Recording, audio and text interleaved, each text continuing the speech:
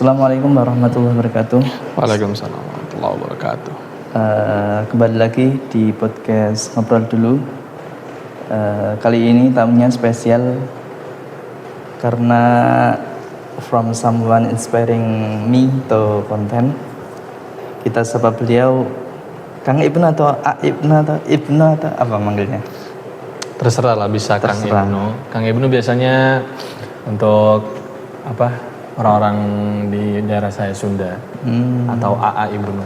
AA Ibnu. Iya, boleh. Tapi kalau untuk di Jawa kan kita bisa bilang Mas Ibnu. Oke, karena kita di Jawa, hari ini di Jawa Timur kita manggilnya Cak Ibnu ya. Ya boleh. Cak Cak Ibnu juga itu bisa. Oke teman-teman, mungkin bisa diperkenalkan dulu. Sekarang aktivitasnya sedang ngapain? Oh sekarang Bismillahirrahmanirrahim, langsung saja ya.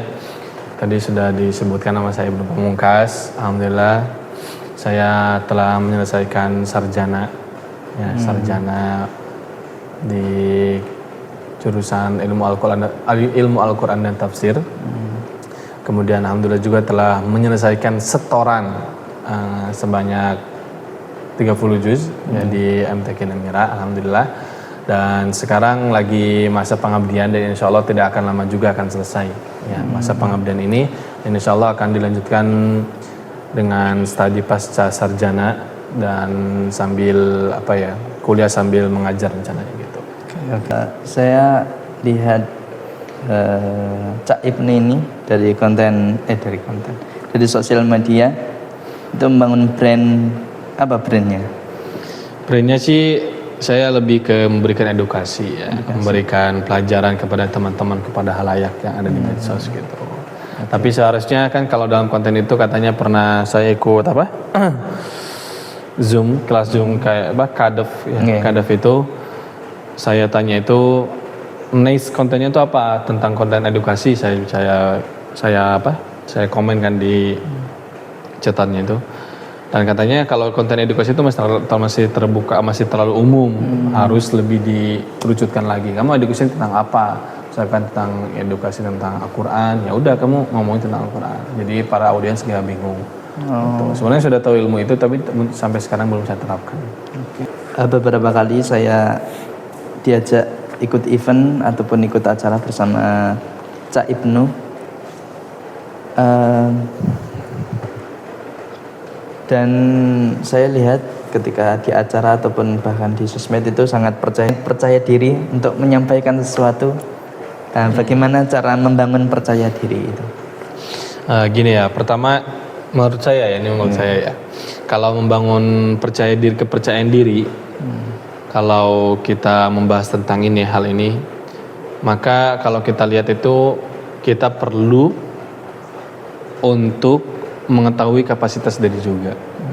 Jadi misalkan kita ngambil contoh sekarang yang lagi viral itu seorang wanita, Fatimah Az-Zahra itu. Kalau kita lihat, teman-teman bisa cek di medsos. Fatimah Az-Zahra itu beliau wakil ketua BEM UI, dan sekarang banyak yang ngundang di acara-acara TV. Dan salah satu yang membuat dia percaya diri untuk tampil di publik, bahkan dilihat banyak jutaan orang ya, itu karena dia mempunyai kapasitas diri, mempunyai kompeten yang dia miliki. Apa yang dia miliki? Ya dia paham tentang ilmu pemerintah, dia paham tentang ilmu politik mungkin, makanya dia sangat percaya diri. Nah begitu pula dalam hal konten. Akan kita konten, kalau kita tidak punya ilmunya, kita nggak akan percaya diri. Dan kita bismillah akan bikin konten tentang affiliate nih. Saya nggak pede nih, saya nggak punya public speaking yang bagus. Ya pelajari public speaking, ya pelajari affiliate-nya. Agar kemudian kepercayaan diri itu muncul. Perbanyak baca juga itu mempengaruhi kapasitas diri kita. Makanya yang jadi poin pentingnya, kalau kita ingin membangun kepercayaan diri, membangun Evidence. Iya, confidence ya. Itu berkaitan dengan kemampuan yang kita punya. Itu misalkan public speaking, ya udah kita belajar public speaking. Kita percaya diri pengen tampil di lapangan main bola untuk bagus ya berarti kita perlu banyak latihannya dari berbagai hal gitu.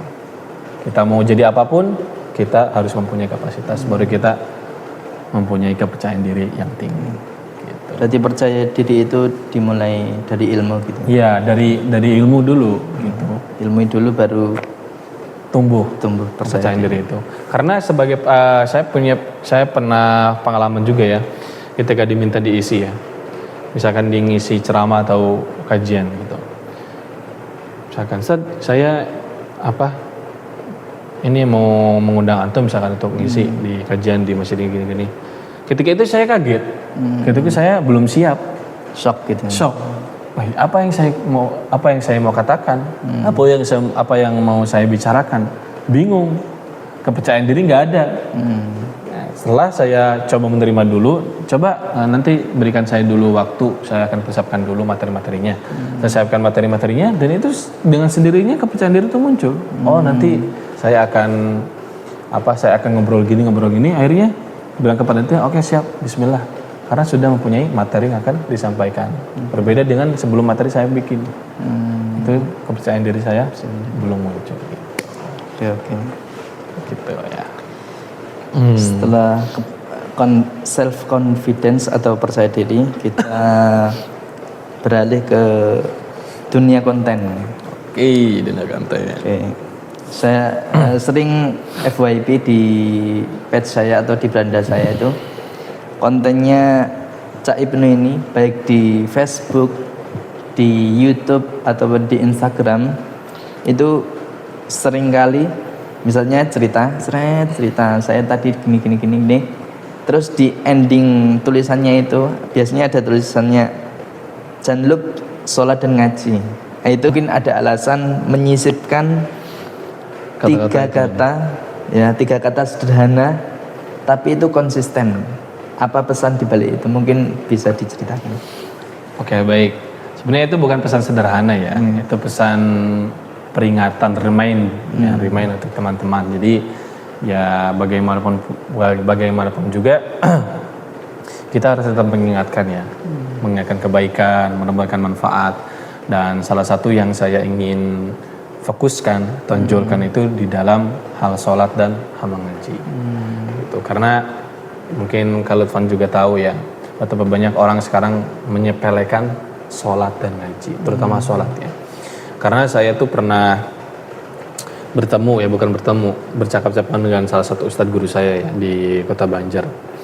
Beliau itu bertanya, kenapa kemudian sekarang itu para masyarakat ya, orang-orang yang bermukim di desa, di pedesaan, di perkampungan itu banyak yang bermain judi, kemudian mencari makan susah, cari kerja susah, mencari ekonomi, pokoknya mencari nafkah susah, pokoknya diliputkan dengan kehidupan yang susah-susah terus. Karena kemudian saya jawab nggak tahu kenapa. Kemudian dengan simple guru itu menjawab karena mereka meninggalkan sholat. Saya kemudian berpikir, oh iya benar juga ternyata. Sholat itu bisa menjadi rem dan bisa menjadi cas. Cas apa? Rem apa? Rem ketika kita mungkin ya namanya manusia ya, kita melakukan kemaksiatan. Terus ketika itu kita ingat, oh iya saya itu sholat masa melakukan maksiat. Itu bisa menjadi rem sholat itu. Kemudian rem sebagai gas, sebagai apa? Sebagai tadi apa? Rem penahan ya. Sama cas. Ya, cas. Cas itu kan mengisi energi ya, mengisi baterai kan kalau apa itu. Maka sholat pun dalam kehidupan juga gitu. Ketika kita capek ya, sholat dulu sebentar lah. Sholat paling berapa menit. Itu dengan seninya memberikan energi kepada kita. Energi, oh iya saya ini punya keluarga yang harus saya nafkahi. Dan dengan sendirinya pula Allah udah kewajib hak Allah bukan sih maksudnya ketika kita melakukan suatu ketaatan kewajiban nanti Allah akan menolongnya. Nah, itu juga kan salah satu hubungan yang paling dekat dengan Allah Subhanahu wa taala yaitu sholat. Itu sholat. Kemudian kenapa ngaji? Nah, karena kan saya latar belakang yang selalu berinteraksi dengan Al-Quran, maka tidak ingin hanya saya juga yang bisa berinteraksi banyak dengan Al-Quran. Saya ingin banyak teman juga bisa berinteraksi banyak dengan Al-Quran. Karena Al-Quran ini sama halnya, maksudnya tidak beda jauh dengan sholat ya. Dia bisa menjadi cas, terutama cas ya, energi ya.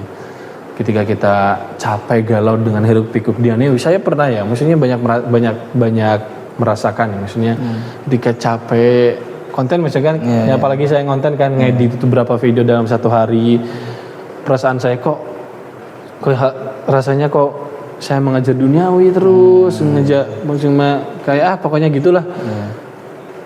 Tinggalkan sebentar apa-apanya, medis-medis semua, ngaji, kembali adem, kembali tenang, kembali merasakan vibes akhiratnya lah istilahnya gitu.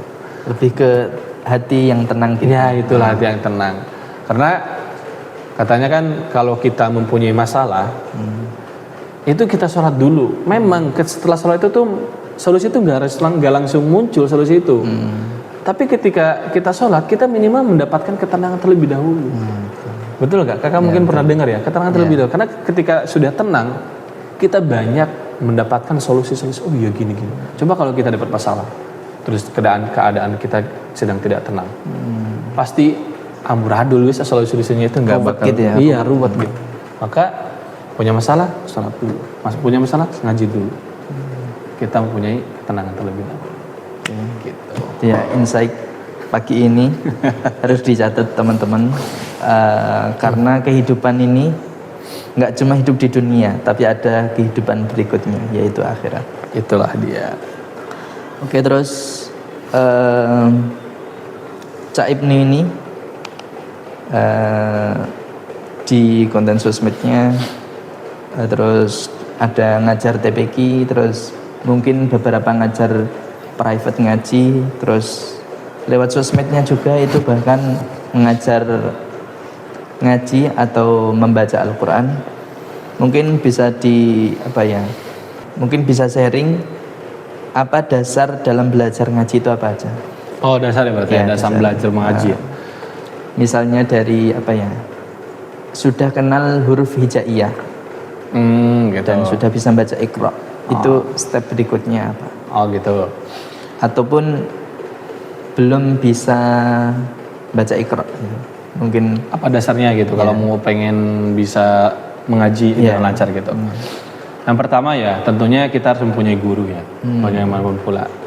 Dan tidak hanya dalam hal mengaji ya, dalam hal pelajaran apapun, hal yang pertama adalah kita harus mempunyai guru. Karena bagaimanapun juga seseorang yang belajar dengan guru dengan seseorang yang belajar otodidak, nanti hasilnya itu akan berbeda. Maka yang sangat direkomendasikan sama saya untuk teman-teman yang ingin belajar mengaji adalah mencari guru terlebih dahulu. Nah nanti mencari guru juga jangan asal-asalan. Ya, mungkin teman-teman juga ada yang tahu guru-guru yang mengajar ngaji. Ya dia belajar ngaji, emang dia ngajinya bisa lancar, tapi dengan kehidupannya tidak selaras. Nah, ini juga maksudnya evaluasi untuk kita ya, untuk kita semua ya. Maka pintar-pintarlah dalam mencari guru ngaji ya. Sekaligus kalau bisa guru ngaji sekaligus guru kehidupan juga. Jadi ketika selesai mengaji, kita bisa menanyakan, Ustaz, saya ini punya keluhan gini-gini, kita sharing-sharing. Itu sebagai nilai plusnya. Yang pertama punyai guru. Terus yang kedua, sempatkan waktu ya, tentu ya, sempatkan waktu ya. Kan kalau kita ingat itu dalam quotes itu, jangan nunggu waktu luang baru membaca Quran kan, tapi luangkan waktu untuk membaca Quran. Itu sangat relate ya.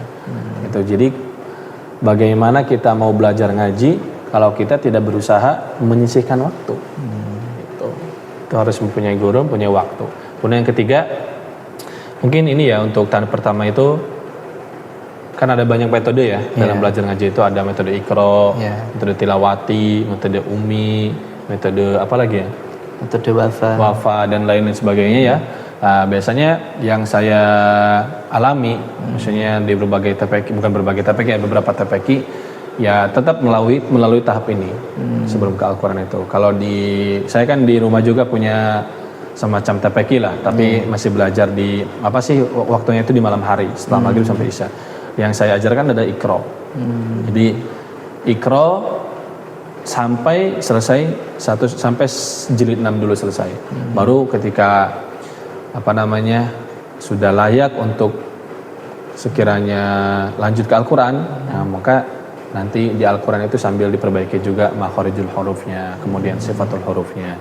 Itu nanti kalau di Iqra itu, kalau kita lihat ya, makharijul huruf itu gak terlalu ditekankan ya. Kalau kita lihat itu hanya ditajwid-tajwid aja, maksudnya materi-materi aja. Nah, nanti tapi tidak masalah juga di ketika fase Iqra itu kita diselipkan untuk belajar makharijul huruf atau sifatul huruf. Nah, nanti ke jenjang dan nilai plus juga kalau kita selipkan dengan hafalan, terutama untuk anak-anak ya. Untuk anak-anak misalkan dalam 1 minggu kita masuk 5 hari misalkan, ya kita 3 hari fokus tilawah, dan terus tilawah, 1 hari fokus menghafal, beberapa ayat ditalqinkan karena mereka belum bisa baca Al-Quran kan, kita talqinkan 1 hari, 1 harinya bisa kita untuk belajar bahasa Arab, atau kita bisa belajar praktek sholat, belajar wudu, dan pokoknya pelajaran-pelajaran yang lainnya. Itu baru setelah Iqra, setelah tilawati ke jenjang Al-Quran. Nanti di Al-Quran nanti yang saya sebut belajar makharijul huruf, sifatul huruf, dan perlahan-lahan mereka menghafal sendiri kemudian setorkan ke gurunya. Itu paling kalau tips dari saya. Kita akhiri podcast ini, tapi sebelum kita akhiri podcast ngobrol dulu ini, mungkin ada 1 pesan, 2 pesan mungkin untuk nasihat untuk anak muda ataupun santri yang sedang liburan, monggo. Siap. Buat teman-teman ya yang ini khusus dulu ya untuk orang-orang yang pesantren ya, maksudnya lulusan pondok pesantren, jangan sampai nilai-nilai pesantren itu yang sudah kita dapatkan bertahun-tahun ya, 6 tahun, 7 tahun, bahkan 3 tahun, itu hilang seketika ketika kita sudah tidak pesantren. Ketika kita sudah tidak di pesantren ya. Kita di pesantren Sabtu 5 waktu, kita di pesantren 5 ngaji, kita di pesantren tutup aurat, kita di pesantren menjaga omongan. Jangan sampai ketika kita sudah alumni di luar itu hilang semua itu. Kita pertahankan nilai pesantren itu, kita pertahankan nilai-nilai yang kita dapatkan selama bertahun-tahun itu. Bahkan kalau bisa dan kita usahakan itu untuk mengingatkan tutur dakwah ke sekitar kita. Gitu ya. Terus yang kedua buat teman-teman yang umumnya ya, yang umum, mari kita tunaikan sholat. Saya baca di Instagram, di medsos saya itu ya, di negara sekarang banyak problem ya, banyak problem. Kita meminta pertolongan kepada siapa lagi sih?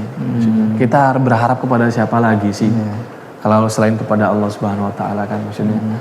Kita itu kan ekonomi sedang sulit ya. Meminta tolong kepada siapa ya? Nah kalau kita jauh sama Allah, ya ke siapa lagi maksudnya? Nah sekarang saatnya itu teguran untuk kita semua ya. Sekarang saatnya untuk kembali ke jalan yang benar, kembali ke jalan yang lurus, kembali ke Allah Subhanahu Wa Taala. Tunaikan sholat, tunaikan ngaji. Ya, itu 2 hal terlebih dahulu lah. Ya. Nanti dengan sendirinya kemaksiatan atau yang kita lakukan, judi-judi atau apalah itu, dengan sendirinya akan hilang kok kalau kita sholat itu. Tapi teman-teman jangan sekali-kali menjudge ya. Apa orang sholat kok masih maksiat? Orang sholat kok tumbar aurat? Orang sholat kok berani datang ke klub malam misalkan? Please teman-teman jangan judge itu, dia sedang berproses. Ya. Yang ada kamu semangati, kamu ikut sholat dengannya. Itu paling pesan dari saya. Ini juga motivasi, nasihat, terimaan buat saya sendiri. Gitu. Ya. Oke, terima kasih teman-teman. Dan konklusinya semuanya, intinya untuk percaya diri, kamu butuh ilmu atau knowledge untuk hidup yang tenang, kamu harus sholat dan ngaji. Dan untuk belajar ngaji, kamu harus punya guru. Terus apa tadi? Guru. Luangkan waktu. Dan ketiga itu kita bisa memilih metode ya, Iqra, metode tilawati dan sebagainya. Oke. Oke teman-teman, kita tutup podcast ini. Wassalamualaikum warahmatullahi wabarakatuh. Waalaikumsalam warahmatullahi wabarakatuh. See you next time in content. Oke. Terima kasih. Sama Mas.